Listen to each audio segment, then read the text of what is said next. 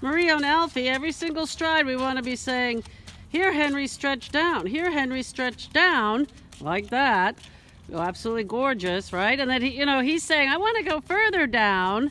And then we have to learn how to create the boundaries where we either say, okay, well, you can go all the way down or not, right? So we decide what the horse is going to do. And that's why it's very important that the horse learns to flex at the pole and learn how to go in self-carriage, right? You see a lot of people riding them and they're holding their heads down, right? We don't want to do that. Because then when you open your fingers, then you allow him to go down, and he's just sort of waiting there for you to give the signal, okay? But anyways, you probably didn't understand any of that. Did you? A little bit. A little bit, okay. So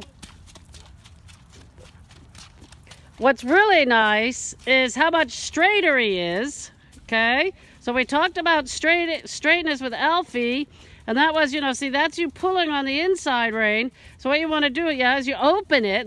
Did you feel that? Yeah. And then you turn it from the outside rein, okay? And then you can bring your hand back to base, which would be, the withers. So, you only have to open it when you have to open it, and then you bring it back to where it needs to be. Okay, so the reason we open it is because we always want to keep his head in the middle of his chest. Because if we pull on it to turn, what's going to happen?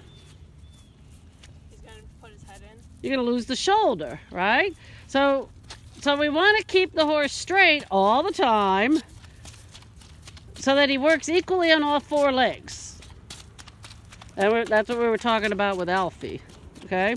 So it took me a while to figure out what the hell he can put a horse straight on a circle. But even, on this circle, his front legs are in line with his hind legs, as long as you have that outside shoulder. You following me? Yeah. So he could be slightly positioned left, yes, but his body and his head and his neck are still straight.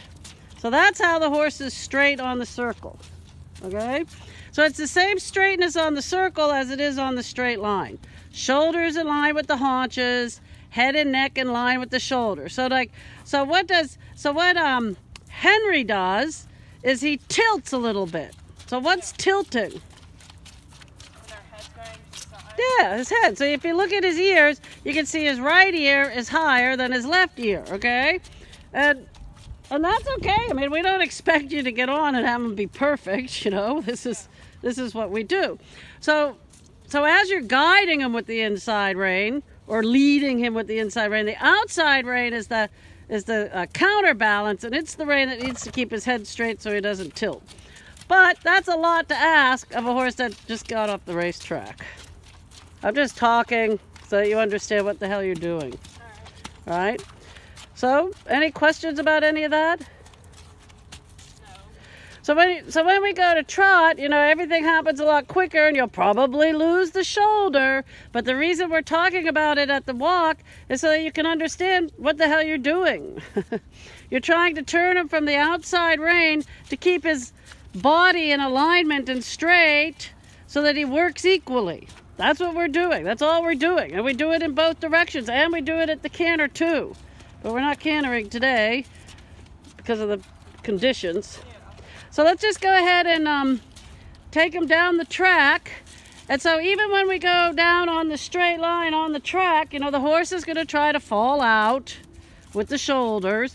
And just like Alfie, we put the shoulders straight. And we don't put the shoulders straight by pulling. We open the inside rein, and then we move the shoulders with the outside. There you go. So you ride your horse forward, you put him straight. It's a famous quote. They don't go straight, you have to put it straight.